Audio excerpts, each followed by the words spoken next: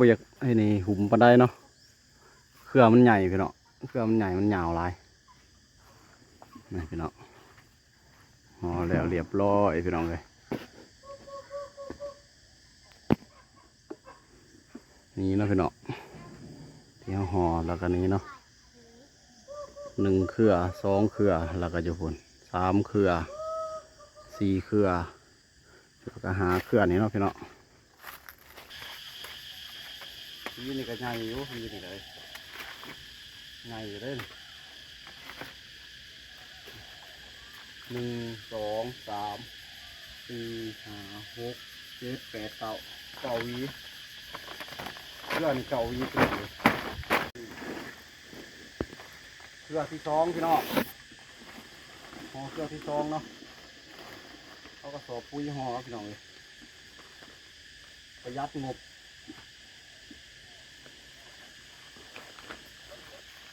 เฮ้ยสิขี่เส้นบน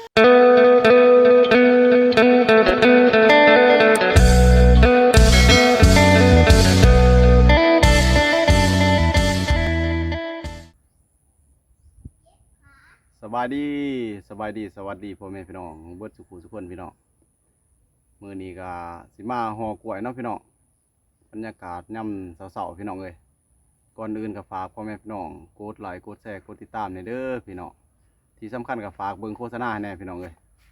สิมาห่อกล้วยเนาะพี่น้องกดเจ็บขา สิมาห่อกล้วย พ่อกลัว เพื่อบ่ให้แมงแมงมาตอมเนาะพี่น้องเพื่อให้ลูกมันสมบูรณ์เนาะพี่น้องกับบรรยากาศย่ำเสาๆพี่น้องกระสอบมันก็ได้เกี่ยมมาแล้วเนาะพี่น้อง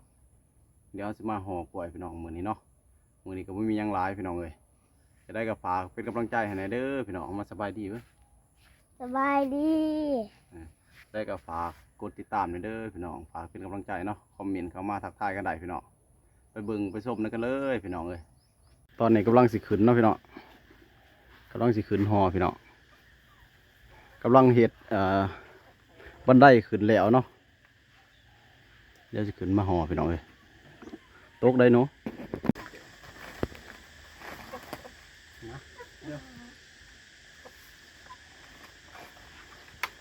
ครึ่งเนาะครึ่งบันไดให้พอเด้อโค่นไปครึ่งเบื้องนะหันได้ทั้งคางหันได้พี่มาจับทั้งคางพี่จับไว้ดันไว้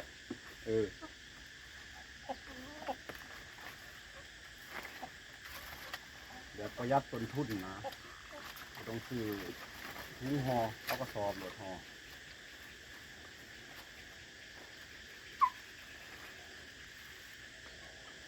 โอ้อย่าคืนเนาะ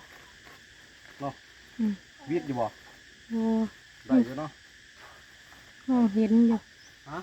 มองเห็นอยู่ ยังเห็นอยู่บ่ อืม เดี๋ยวเอามาก ระสอบตัวนี้มันสั่นเลย กระสอบมันฝันเนาะได้เยอะฝัน ได้อยู่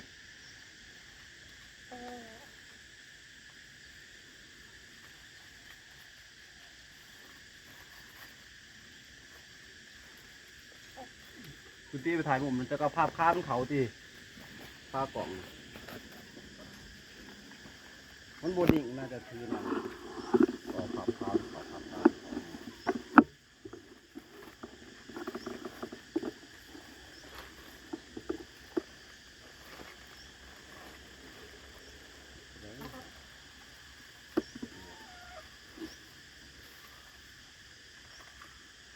มันไปทางอ่ะ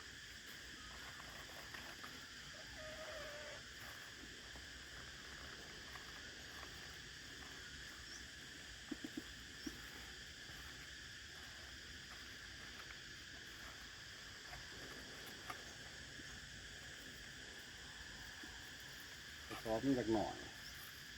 เสื้อกล้วยมันใหญ่เนาะ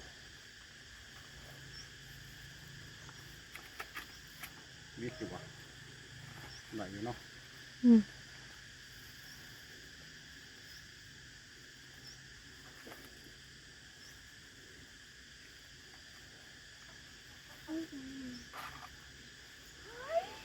เสียว เอาขาเนาะ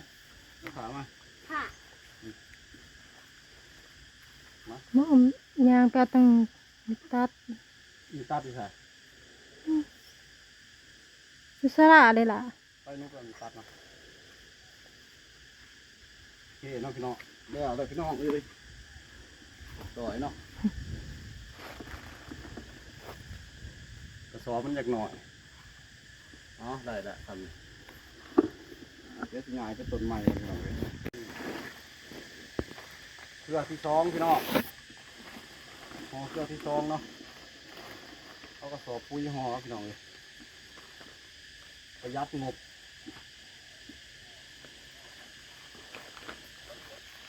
เฮ้ยสิขี่ใส่บนนอนกู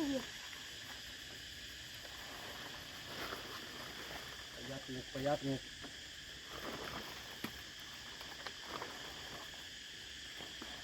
เฮ้ยล่ะนี่คูงลายมันห่อหยาบเลย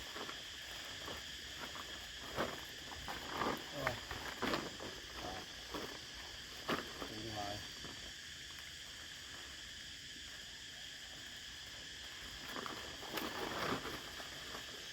เพื่อนอยู่วะ บ่ ใช่วะ ได้อยู่ จับไปดีที่หนูจับดีๆเลยง่ายมากกว่างางเลยเลยโต๊ะพวกนี้เรียบร้อยแล้วเนี่ยเก็บหย่อนเลย แม่จากอันนี้ก็สวยสิ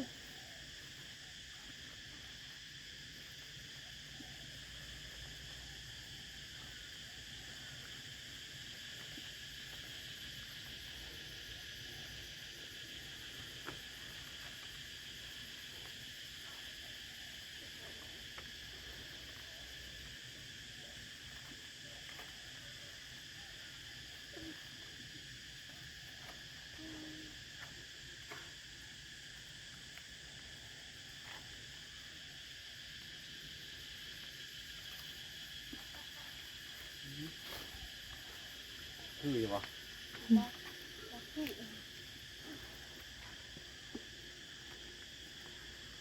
อยู่ดอกอ๋อดีแล้วพี่น้องเลย นอนก็นอน ไปเกลือนำก่อนเกลือเนี่ยบุคคลใหญ่ไปได้พี่น้องเป็นวี1 2 3 4 5 6 7วีเกลือนี่ต้นก็ใหญ่อยู่แต่ว่าเกลือบุคคลใหญ่ตัดก้นกับคอคนพี่น้องเลยตัดก้นกับคอพร้อม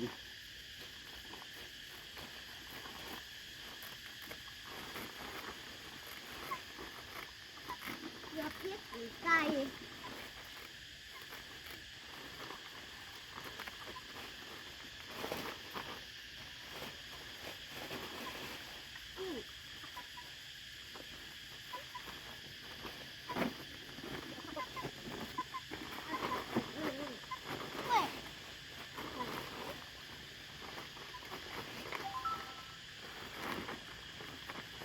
แล้วก็หมุนทางที่ยืนจากบนเสา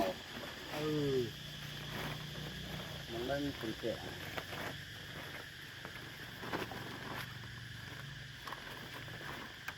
เฮ้ยเฮ้ย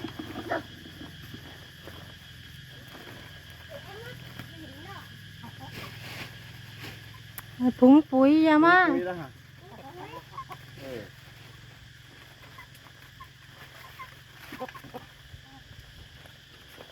อยากเลยอยากกิน นี่อย่างเตือนทางเลย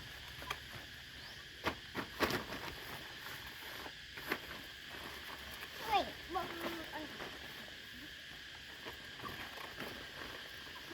เ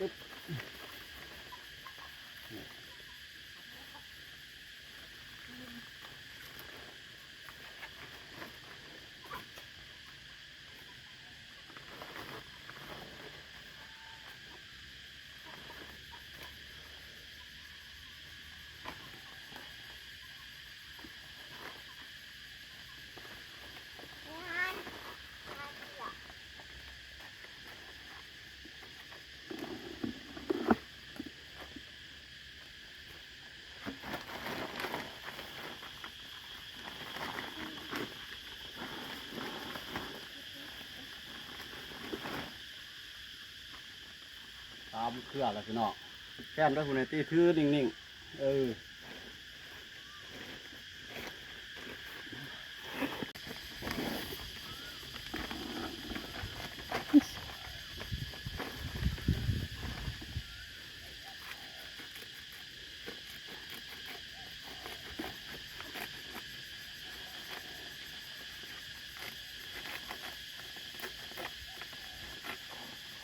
ตัดก้นมันออกก่อนพี่น้องโอ้ โอ้ยไปซักตา หัว ซักตาดุค่ะ ตัดก้นกระสอบก่อน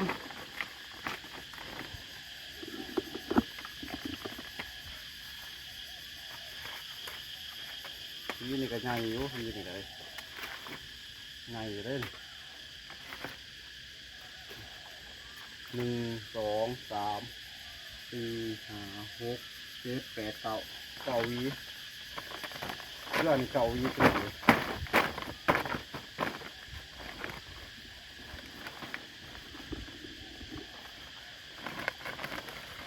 9 หวี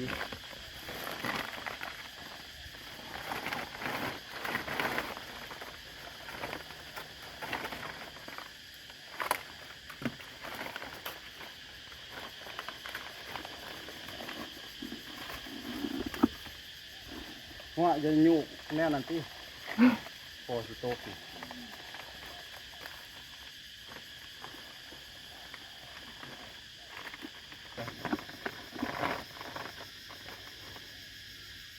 พักวะ ไปวัวเบิ่งนั่นที่ยืนกับมองเดียว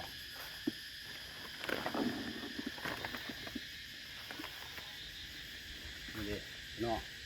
ประมาณนี้เนาะพี่น้องห่อกล้วยเนาะโอเคเดี๋ยวก็ห่อต้นนี้ พักก่อน ครับนี่ ก็ต้องตัวเล็ก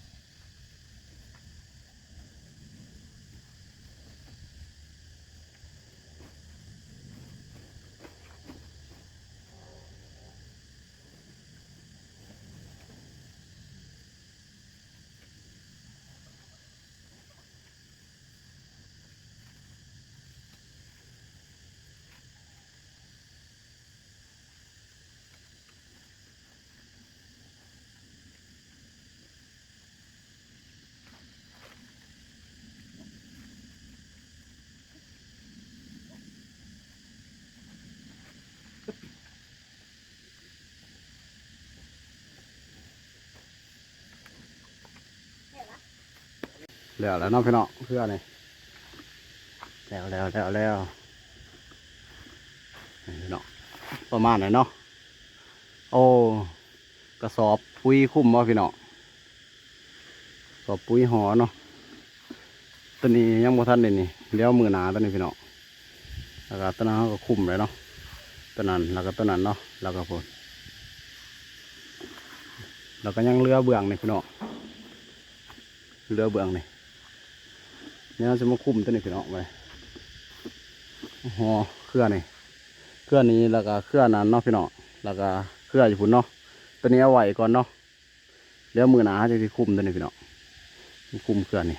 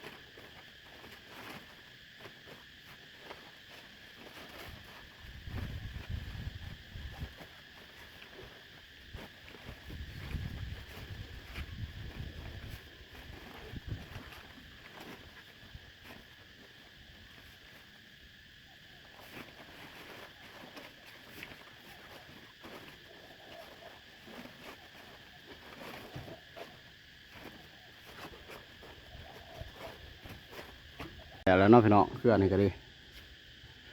แล้วพี่น้องกำลังห่อได้1เครือ2เครือนี่เนาะ เอากระสอบไป 3เครือ4เครือแล้วก็5เครือ6เครือกำลังห่อได้6เครือพี่น้องยังเหลืออีก2เครือเนาะเหลืออีก2เครือแล้วก็ตัวซุ่มนี่ฮะเสียไหวก่อนเนาะเดี๋ยวมือหนาถึงจะห่อพี่น้อง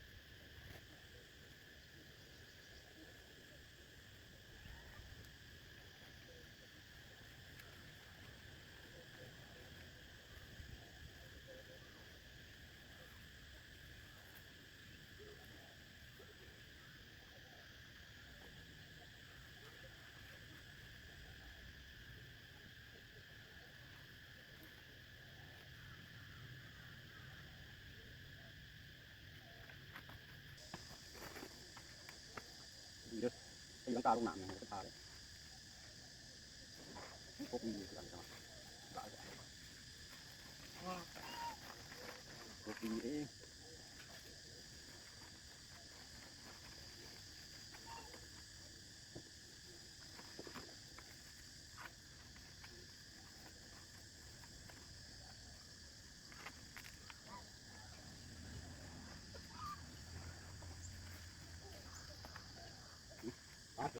ตอนนี้ก็ห่อแล้วเนาะพี่น้องห่อแล้วเรียบร้อยแล้วพี่น้องเลยนี่เนาะเอากระสอบปุ๋ยมาห่อแล้วพี่น้องประหยัดต้นทุนพี่น้องบ่ได้ซื้อถุงห่อโดยเฉพาะเนาะสิเอาถุงปุ๋ยมาห่อพี่น้องเลย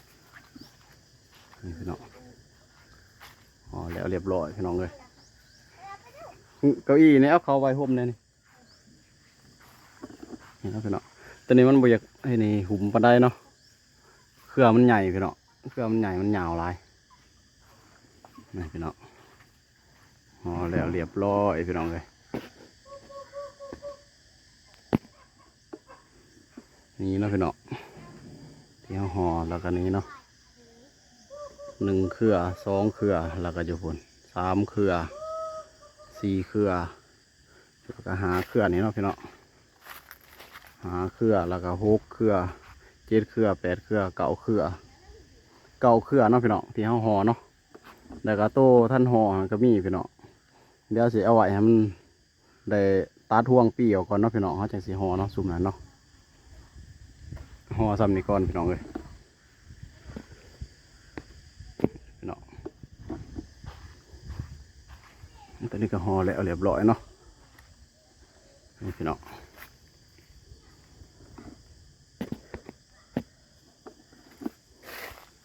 เหลือแต่ต้นนี้เนาะเดี๋ยวบ่ได้ตัดห่วงปีออกเขาจังสีห่อเนาะพี่น้องให้มันใหญ่กว่านี้จังหน่อยเนาะจังสีห่อมันพี่น้องเลยอีก2-3 มื้อพุ่นแหละพี่น้องนี่เนาะแล้วก็นี้พี่น้องที่เขาห่อแล้วเนาะตัวนี้แล้วยังเหลือตัวนี้ท่านห่อเนาะตัวนี้ก็ท่านห่อตัวนี้ก็ยังบ่ทันห่อพี่น้องราคาอยู่ปุ่นนี้ก็ยังบ่ทันห่อเนาะนี่มันกอกน้ำพี่น้องแล้วก็เครือนี้เขาห่อแล้วเครือนี้กันเนาะนี่ยังเหลือเครือนี้ก็ทาตัดห่วงปีก่อนตัวนี้กำลังออกห่วงปีพี่น้องต้นนี้เนาะแต่ต้นนั้นออกแล้วเนาะแดดพี่น้องกลางคืนมากอะอากาศเย็นดีอยู่เนาะแดดไรนี่แหละพี่น้องอยู่สวนคือเก่าพี่น้องเลยมาถ่ายให้พ่อแม่พี่น้องได้เบิ่งได้ชมเนาะต้นนี้มักฮุงพี่น้องแล้วก็